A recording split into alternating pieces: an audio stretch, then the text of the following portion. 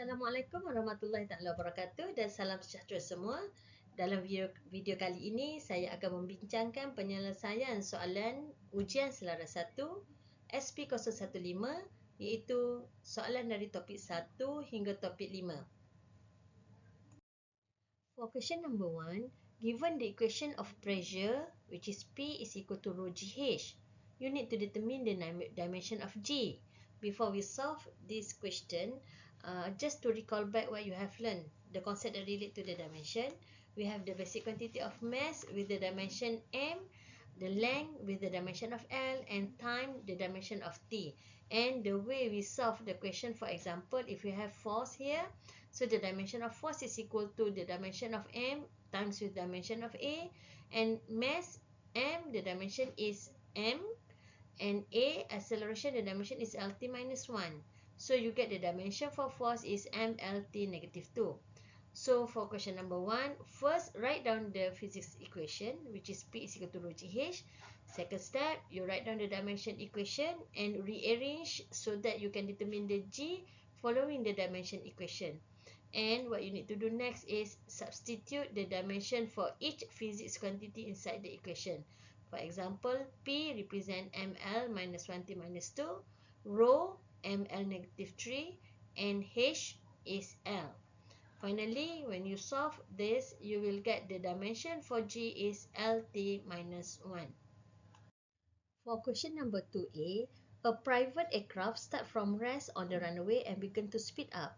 It has a takeoff speed of 120 km per hour. So first, list the information given from the question.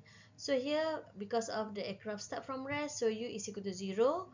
V, the takeoff speed, 120 km per hour, you need to change to the SI unit. First, you need to calculate the acceleration of the aircraft. If the takeoff distance is to 240 km, so in this case, we have U, V, and A. We want to find the S, so you can choose the kinematics equation, which is V square is equal to U square plus 2AS, and you substitute the value inside the equation. Finally, you will get that the A is equal to 2.31 meter per second minus 2. For question number 2A2, you need to calculate how long does it take to take off. So how long meaning that you need to find the T. So referring to the information that we have, which is U is equal to 0, V is 33.33, acceleration is 2.31. So you can use the kinematic equation of V equal to U plus AT. Substitute the V, U, and A. Finally, you will get the takeoff equal to 14.43 second. For question number 2B, figure 1 shows a basketball player shooting a ball with an initial velocity of 15 meter per second at 60 degree from the horizontal. Calculate the time taken for the ball to reach the goal hoop. Okay, so if you refer to the question, there are two information given, U, initial velocity 50 meter per second, and also the angle. And from this information given, you want to calculate the time taken for the ball to reach the goal. So firstly, we can get the hidden information from the information given, which is from the initial velocity and the angle. We can calculate the ux and uy. Okay, we resolve u into the x and y component because of this is projectile motion. Alright, and then you will get ux is 7.5 meter per second and uy is 12.99 meter per second. So when you get the value for ux and uy and you want to find the t, so the equation that you're supposed to choose is sy is equal to uyt minus half gt square. For the projectile motion, we directly change a to negative g. Because of that, our sy, okay, in this case, what is the value for sy? If you refer to the information given and hidden information, no value for sy, right? But take a look at the diagram. So if we sketch the displacement, which is from initial to final point in the straight line, and we resolve the displacement, we get that the sy is actually equal to 3.05 minus with 2 meter, so it is equal to 1.05. And the direction is upward, so positive 1.05. And then uy we have calculated earlier and substitute the g. you calculate, you will get that the T is equal to 2.56 seconds. For question number 2B2, you need to calculate the horizontal distance from the basketball player to the hoop. So basketball player to the hoop is represent the SX.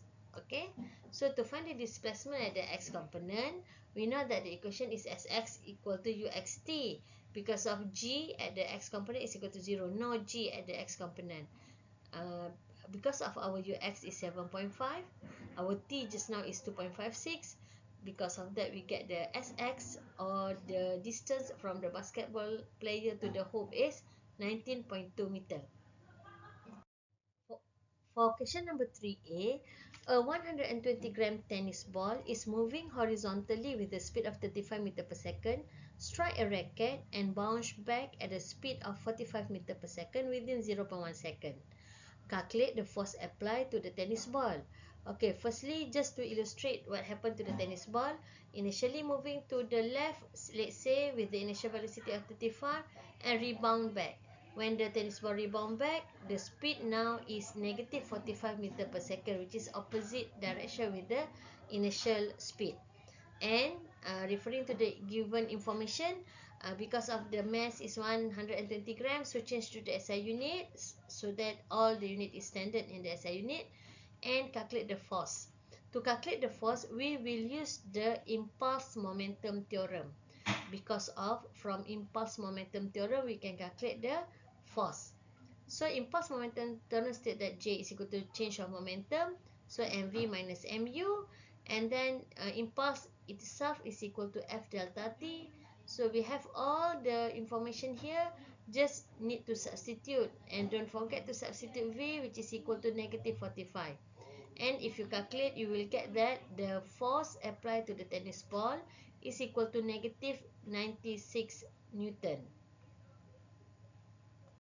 For question number 3B, figure 2 shows a 0.7 kilogram object A travelling at 2 meter per second and collide with 0.4 kilogram object B travelling in 5 meter per second. After the collision, the two objects stick together and travel with the final velocity V as shown. So you need to calculate the magnitude of the final velocity V. As usual, the first step, list the information given, and because of there are two objects, you need to follow the correct subscript. Okay, and then referring to the diagram, this is two-dimension collision, so we will apply the principle of conservation of linear momentum. But in this case, because we want to calculate the speed, the magnitude of the final velocity V, so we will use the x component for the momentum, linear momentum, which is sum of momentum initial at the x component is equal to sum of momentum final momentum at the x component. And the equation is as shown. Because of after the collision, both object moving or stick together, so MA plus MB. And then identify UAX and UBX because of we need to resolve the U at the x component.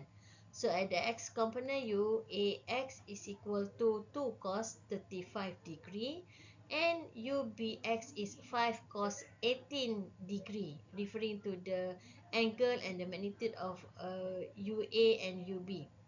Okay, substitute in the equation, rearrange, and you will get that the magnitude of the final velocity is equal to 2.77 meter per second.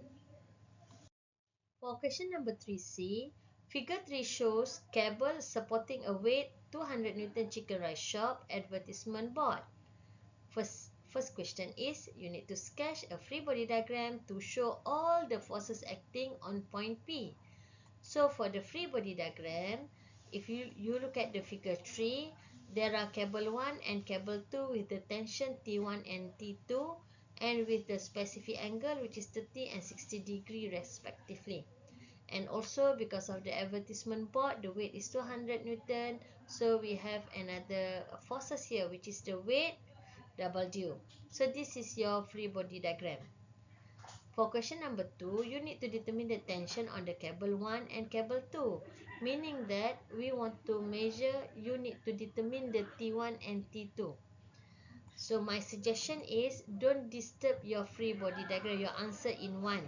So you sketch back your free body diagram, and then what you need to do is, because you want to determine the T1 and T2, you need to resolve T2 and T1 into the X and Y component.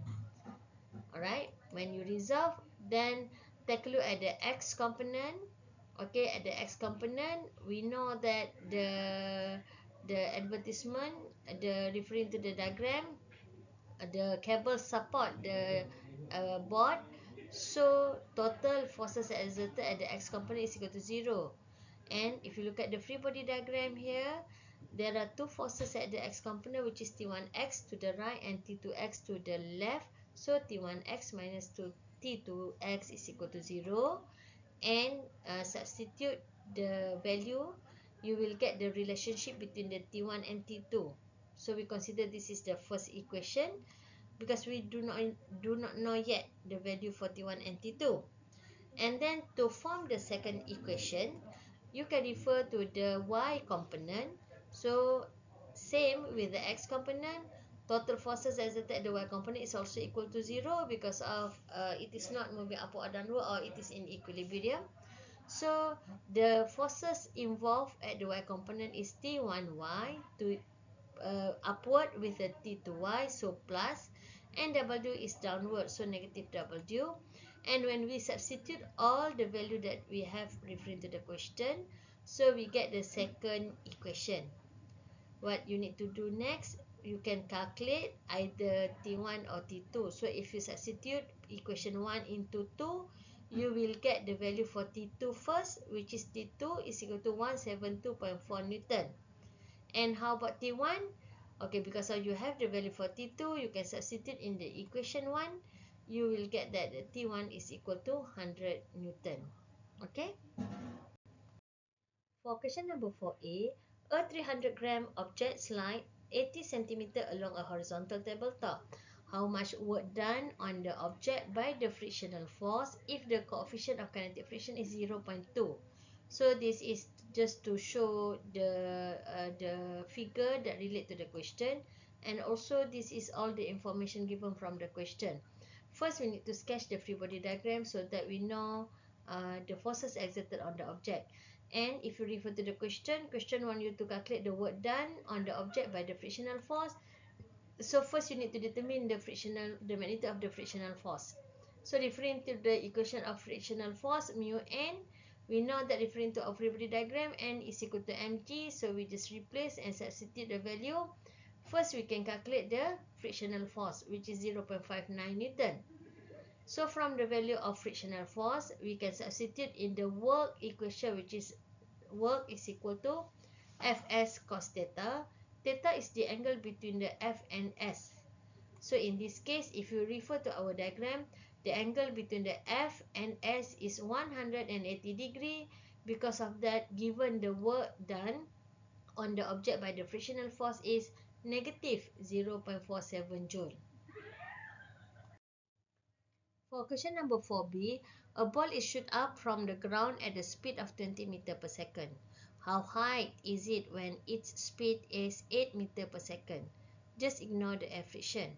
So to solve this question, I just list the information given in this figure, which is the initial velocity, which is upward 20 meter per second, and at that height that we want to calculate, the v is 8 meter per second.